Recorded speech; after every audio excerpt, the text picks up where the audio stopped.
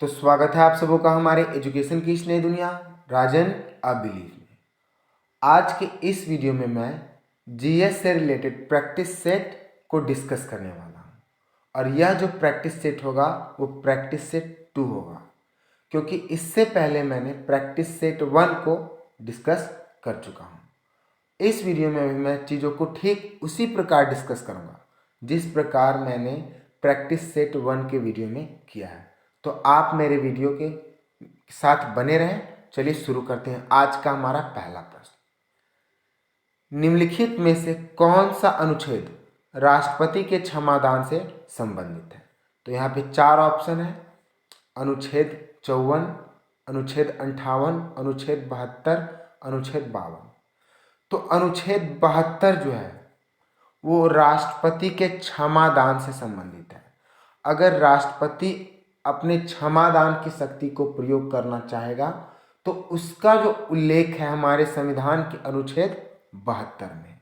अच्छा, ये अन्य जो अनुच्छेद हैं, अनुच्छेद 54 की बात करें, 58 की बात करें या 52 की बात करें, तो ये तीनों अन्य जो अनुच्छेद हैं वो भी राष्ट्रपति से ही संबंधित है। अगर 52 की बात करें तो अनुच्छेद 52 में यह बतलाया गया है कि भारत का एक राष्ट्रपति होगा। अगर 54 की बात करें तो अनुच्छेद 54 में भारत के राष्ट्रपति की निर्वाचन के बारे में जानकारी दी गई है।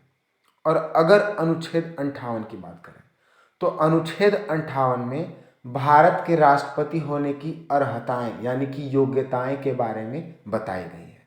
तो ये सारी प्रश्न की जानकारी इससे मिलती है, इस प्रश्न से मिलती है।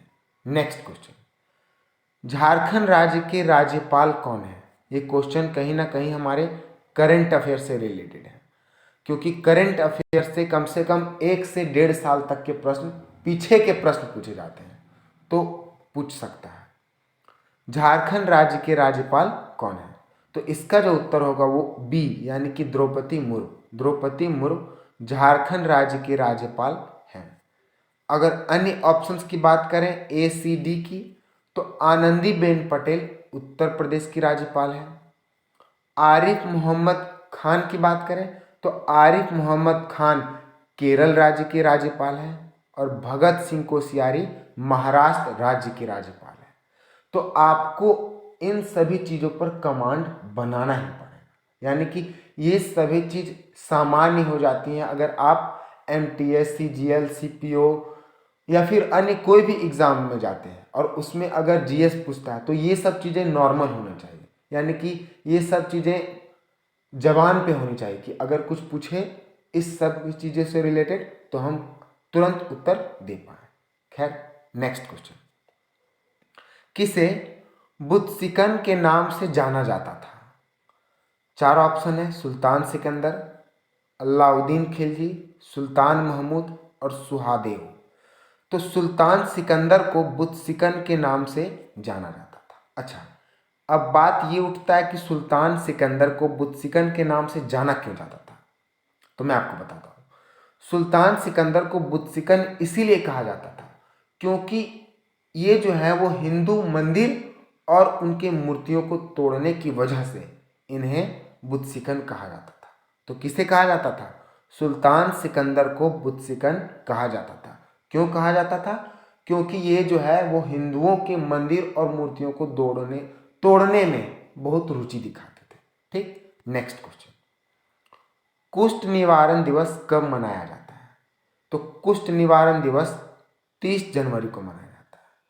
अगर अन्य ऑप्शंस की बात करें तो इस दिन भी कुछ महत्वपूर्ण दिवस मनाए जाते हैं, इसीलिए मैंने इसे ऑप्शन में दे रखा है। जैसे 30 जनवरी की बात करें तो 30 जनवरी को शहीद दिवस मनाया जाता है।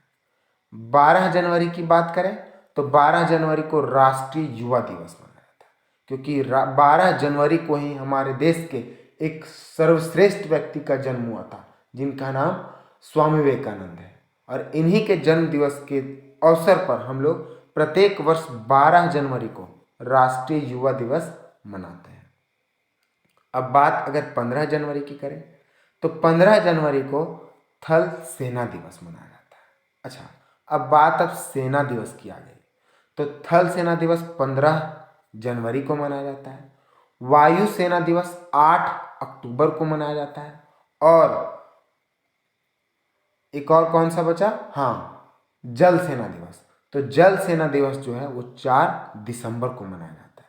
तो इसे भी आपको याद रखना है। देखिए, एक इंपॉर्टेंट डेज के प्रश्न से हम लोग 5 तरह के इंपॉर्टेंट डेज को रिवाइज किए हैं। तो चीजें इसी तरह रिलेट करना सीखें, बाकी सब अपने आप क्लियर होगी। Next question, question number 5, tornado क्या है। ये क्वेश्चन भले ही देखने में छोटा लग रहा होगा, लेकिन ये देखिए कितना इंपॉर्टेंट है।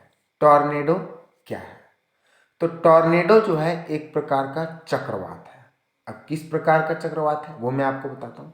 टॉर्नेडो एक अल्पकालीन चक्रवात है जो कि ऑस्ट्रेलिया और यूएसए यानी कि यूनाइटेड स्टेट्स अमेरिका में आता है।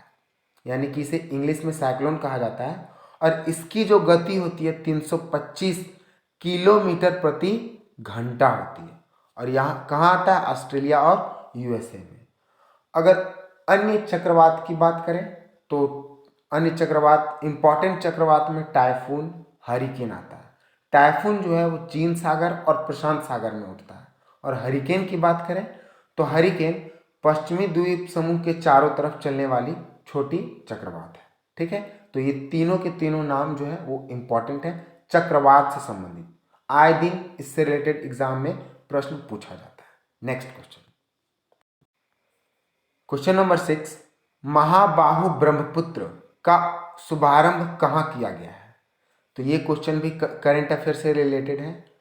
तो मैं आपको बता दूं कि महाबाहु ब्रह्मपुत्र का जो शुभारंभ किया गया है वो हमारे देश के प्रधानमंत्री के द्वारा हमारे देश के असम राज्य में किया गया है, जिसका उद्देश्य कनेक्टिविटी को बढ़ाना है।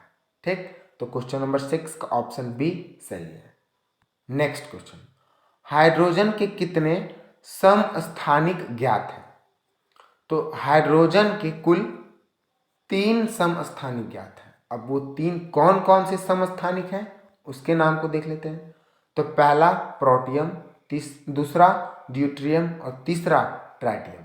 यानी कि हाइड्रोजन के 3 समस्थानिक हैं जिसके नाम इस प्रकार हैं, प्रोटियम, ड्यूट्रियम और ट्रिटियम। तो ये तीनों पॉइंट्स आपको याद रखना है। आप देख सकते हैं कि मैं अपने वीडियो में हर सब्जेक्ट से और हर तरह से क्वेश्चन को डिस्कस कर रहा हूँ। यानी कि अगर एग्जाम में किसी भी तरह से प्रश्न पूछा जाए तो आप उस प्रश्न को बनाने में सक्षम हो, यही मेरा उद्देश्य है। नेक्स्ट क्वेश्चन, ऑस्कर पुरस्कार किस क्षेत्र से संबंध रखता है। तो ऑस्कर पुरस्कार जो है वो 4 ऑप्शन दिए हुआ है, संगीत, फिल्म, विज्ञान और साहित्य। तो ऑस्कर पुरस्कार जो है वो फिल्म क्षेत्र से संबंध रखता है। अच्छा, अब फिल्म क्षेत्र से संबंध रखता है तो संगीत, विज्ञान और साहित्य से ये 3 अन्य इंपॉर्टेंट क्षेत्र हैं जहां से कुछ स्पेशल पुरस्कार दिया जाता है, तो उसे भी देख लेते हैं। अगर संगीत के क्षेत्र में बात करें तो संगीत में ग्रैमी पुरस्कार बहुत ही ज़्यादा चर्चे में रहता है। विज्ञान की बात करें तो कलिंग पुरस्कार, और साहित्य की बात करें तो मान बुकर पुरस्कार। ये तीनों पॉइंट्स को आपको याद रखना है। नेक्स्ट क्वेश्चन, बेरी बेरी रोग किस विटामिन की कमी से होती है। तो मैं आपको बता दूं कि बेरी बेरी जो रोग है वो विटामिन B1 की कमी से होती है। ठीक है, और अन्य विटामिन की बात करें यानी कि विटामिन B2 की बात करें, विटामिन B3 की बात करें और विटामिन B5 की बात करें तो उसके कमी से कौन कौन से रोग होते हैं वो मैं आपको बताता हूँ। विटामिन B2 की कमी से त्वचा का फटना यानी कि हमारे त्वचा में दरार आ जाती है, विटामिन B2 की कमी से। विटामिन B3 की कमी से 4D सिंड्रोम होती है। और विटामिन B5 की बात करें तो विटामिन B5 की कमी से बाल का पकना, जो कि आजकल का एक नॉर्मल प्रॉब्लम हो गया है। पहले क्या होता था कि बुजुर्ग यानी कि बूढ़े व्यक्तियों के बाल पकते थे, लेकिन अब बच्चों के भी बाल पकने लगे हैं। तो अगर उसके साइंटिफिक रूप से देखें तो आजकल की युवा पीढ़ी में बच्चों में विटामिन B की कमी पाई जा रही है और इसीलिए उनके बाल पक रहे हैं। तो देखिए, चीज़ों को रिलेट हो रहा है मतलब चीज़ें सीखने में भी आएगी और लंबे समय तक याद रहे। ठीक है, तो इस वीडियो का लास्ट क्वेश्चन है, निम्नलिखित में से कौन सा ग्रह सूर्य का सबसे नजदीकी ग्रह है?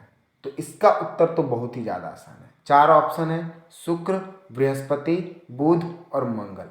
तो इसका जो उत्तर है वो बुध होगा, क्योंकि बुध एक ऐसा ग्रह है वो सूर्य से सबसे नज़दीकी ग्रह है। तो क्वेश्चन नंबर 10 का ऑप्शन सी सही है। यही हमारे वीडियो का लास्ट क्वेश्चन था। अच्छा, मैं आपसे कुछ पूछना चाहता था कि मैं जो जीएस का प्रैक्टिस सेट आप लोगों से डिस्कस कर रहा हूँ आप लोगों के साथ, वो कितने क्वेश्चंस का होना चाहिए? 10 क्वेश्चन का होना चाहिए या 15 क्वेश्चन का होना चाहिए, 20 क्वेश्चन का होना चाहिए या 25 क्वेश्चन का होना चाहिए? आप बस बता दें, मैं उसी अनुसार काम करूंगा ताकि आपको कंफर्टेबल फील हो। ठीक है, यही हमारे वीडियो का आज के लिए लास्ट क्वेश्चन था। All the best, good luck.